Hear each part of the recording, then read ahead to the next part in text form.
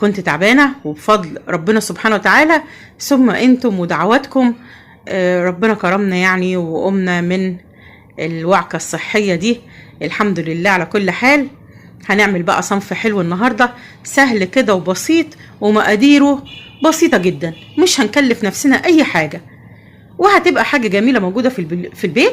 الولاد لما يبقوا صاحيين الصبح كده وما لهمش نفس، ممكن مع كوباية شاي بلبن يفطروا بيها، ما لهمش نفس للعشاء ياكلوا واحدة كده ويناموا، خفيفة وجميلة.